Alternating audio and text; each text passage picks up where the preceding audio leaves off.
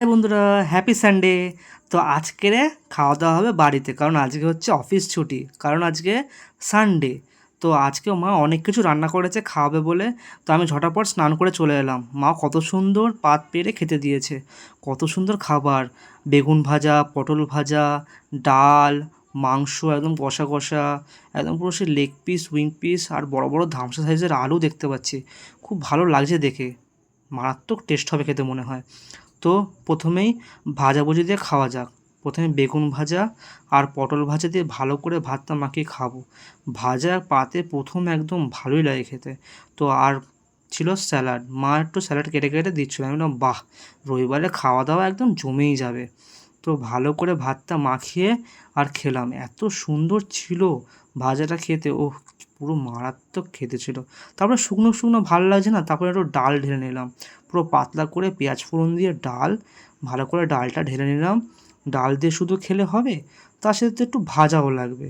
তো ভাজা একটু ভালো করে নিলাম, ডালের সাথে ভাজা খেতে কিন্তু খুব ভালো লাগে বন্ধুরা। তো ডাল ভাজা নিয়ে ভালো করে মাখিয়ে খেলাম। সব কিছু খাওয়ার পরে তারপরে মাংসর পালা। মাংস দিয়ে না খেলে কি হয়। তারপরে একটু লেগ পিসটা নিয়ে নিলাম, আর একটা মাংসর পিস নিয়ে নিলাম, আর একটা বড় সাইজের ধামসা আলু নিয়ে নিলাম।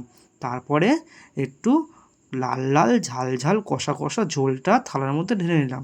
ঢালার পরে ভাতের সাথে ভালো করে মাখালাম। মাখানোর সময় দেখছি লেগ পিসটা এতটাই বড় থালার মধ্যে ধরছে না, আর ভাতটা মাখাতে অসুবিধাও হচ্ছিল। তো তার জন্য লেগ পিস আর মাংসের পিসটা থালার এক পাশে রেখে দিলাম। রাখার পরে আলুটাকে ভালো করে ভাঙলাম, ভাতের সাথে ভালো করে মাখালাম। মাখিয়ে একটু মাংসও ভেঙে নিলাম।